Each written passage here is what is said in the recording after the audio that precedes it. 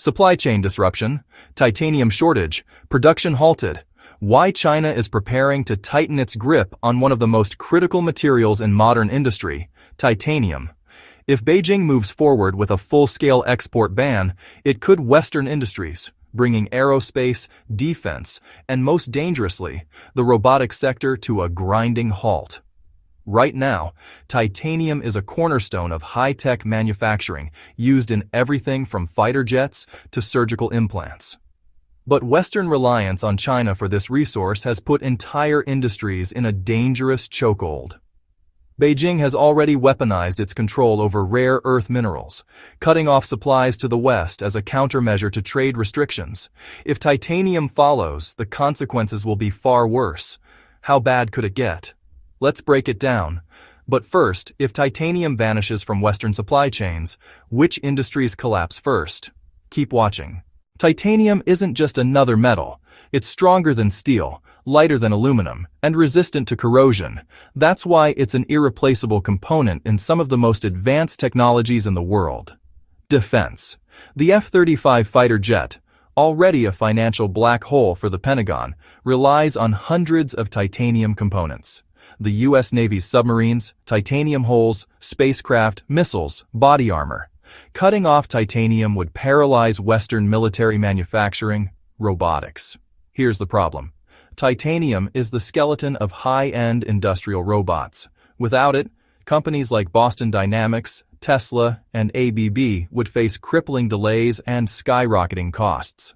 The dream of reshoring Western manufacturing, bringing factories back home with automated workforces, collapses overnight. But is this just a hypothetical scenario? Or is China already laying the groundwork for a ban? That's where things get even more interesting. Automation is supposed to be the West's solution to labor shortages and rising wages. But there's a catch. Without titanium, building industrial robots becomes a logistical nightmare. A single robotic arm used in automobile assembly lines requires high-strength, lightweight materials, and titanium is the best option. If China shuts off exports, the West faces a crisis on two fronts. No titanium means no robots. No robots mean no future for domestic manufacturing. Can't we just use steel or aluminum instead? Theoretically, yes. But switching materials comes with serious trade-offs. Steel is heavier, it slows down robots and increases energy consumption. Aluminum is weaker. It fails under high stress. So, is the West trapped, or are there alternative sources? Let's take a hard look at where titanium really comes from. The global titanium supply chain is a geopolitical minefield. China, Russia, and Kazakhstan together control an estimated 65% of global titanium production. According to the latest figures from the International Titanium Association, China alone accounts for 35%, with Russia supplying 25% and Kazakhstan adding another 5%. These countries dominate not only raw material extraction, but also the high-grade titanium processing required for aerospace, robotics, and military applications. Beijing's HALT Group, the world's largest titanium producer, supplies an overwhelming share of titanium sponge, a critical raw form of the metal exported to Western nations. The United States, in contrast, produces less than 5% of the global supply and remains entirely dependent on imports, with the Pentagon alone sourcing 85% of its titanium needs from foreign suppliers. The looming question, if China enacts a ban, where does the West turn? The options are scarce, and each comes with steep costs or geopolitical entanglements that make a quick pivot nearly impossible. Japan's titanium industry, led by Tojo Titanium and Osaka Titanium Technologies, is among the most advanced globally, producing roughly 15% of the world's high-purity titanium sponge. However, while Japan is a leader in titanium processing, it still depends on China and Russia for a significant portion of its raw materials, creating a supply bottleneck that Western nations cannot simply bypass. According to the Japan Titanium Society, Japan's production output has remained relatively stable at around 40,000 metric tons annually, compared to China's 210,000 metric tons. A shift to Japanese supply would cause price surges of up to 40%, making titanium-intensive industries like aerospace and robotics financially unsustainable.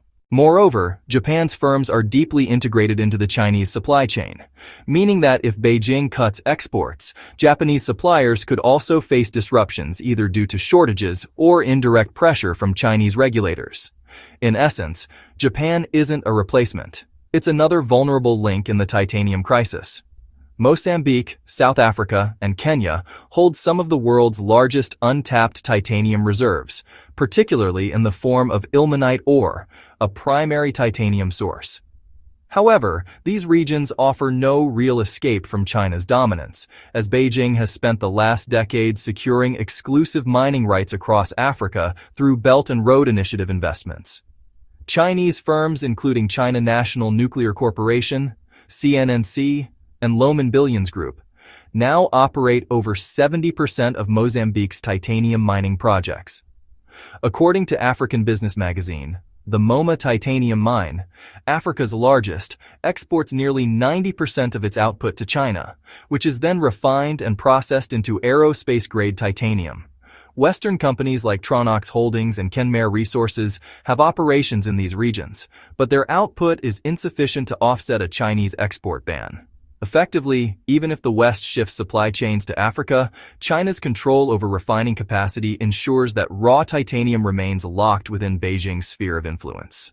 Titanium's unique combination of strength, lightweight properties, and corrosion resistance makes it irreplaceable in robotic manufacturing, particularly for high-performance industrial robots, AI-driven automation, and surgical robotic arms.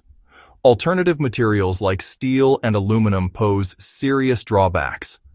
Steel is too heavy, reducing energy efficiency and speed, while aluminum lacks the required durability, leading to increased maintenance costs. Carbon fiber composites have been explored, but they lack titanium's heat resistance and are significantly more expensive to produce at scale. According to the International Federation of Robotics, global industrial robot sales hit 553,000 units in 2023, a 5% increase year over year, with China leading the market at 52% of total installations. A titanium ban would Western automation ambitions, driving up production costs and forcing manufacturers to redesign entire robotic architectures, an effort that could take years and cost billions in R&D. At present, there is no viable substitute that maintains both the cost-effectiveness and performance of titanium, making China's potential export restriction a direct threat to the future of Western automation. China has long pursued vertical integration in the robotic supply chain, controlling everything from rare earth minerals to semiconductor production. Titanium is the final missing piece in Beijing's technological dominance strategy. The Made in China 2025 plan, which aims to make China the global leader in AI, robotics, and industrial automation, has already funneled over $150 billion into domestic manufacturing subsidies. According to China's Ministry of Industry and Information Technology, Chinese companies including CS Robot and Automation and DJI are aggressively expanding robotics production capacity with plans to quadruple output by 2030 by restricting titanium exports. China doesn't just weaken Western competitors, it forces foreign robotics firms to establish production facilities in China, effectively transferring intellectual property and technology leadership to Beijing. The West's dependence on Chinese robotics exports has already reached a critical threshold, with companies like ABB, KUKA, and Yasco increasingly integrating China-manufactured components into their systems. If China pulls the trigger on a titanium ban, it won't just disrupt supply chains. It will dictate the future of the robotics industry itself. Despite Western sanctions on Russian titanium, companies like Airbus, Boeing, and Rolls-Royce continue quietly securing supply through third-party nations, particularly via India, Turkey, and the UAE. Russian titanium giant VSMPO Avisma, which supplies one-third of global aerospace-grade titanium, has found workarounds through re-export agreements, effectively sidestepping sanctions. Airbus CEO Guam Fry has openly lobbied the EU against expanding titanium restrictions, warning that cutting off Russian titanium could lead to a production crisis worse than the chip shortage. The aerospace industry's dependency on titanium is so severe that Boeing, after initially halting Russian titanium purchases in 2022, has reportedly sought alternative routes through Southeast Asian intermediaries, according to Reuters. The reality is simple. Western aerospace giants cannot afford to abandon Russian titanium, making China's potential ban even more dangerous. Because if both Moscow and Beijing cut exports, there is no alternative supply large enough to prevent an industry-wide collapse. Recycling titanium is technically possible but economically impractical at scale. Unlike aluminum or steel, titanium requires high-purity processing, and only 5% of titanium scrap is currently recycled globally. According to the Titanium Metals Corporation, the United States and Europe lack the infrastructure to process recycled titanium in meaningful quantities, with only a handful of facilities capable of refining aerospace-grade material. The Pentagon has pushed for increased titanium stockpiling, but current reserves would only last 12 to 18 months in a crisis scenario, far below what's needed for long-term supply stability. A strategic shift towards stockpiling should have started years ago. But now with a potential Chinese export ban looming, industry leaders fear that the window for preparation has already closed. Aerospace and defense will bear the brunt of a titanium crisis. With aviation facing crippling delays and cost surges, Airbus and Boeing, the two largest commercial aircraft manufacturers, source over 50% of their titanium from China and Russia, according to industry estimates.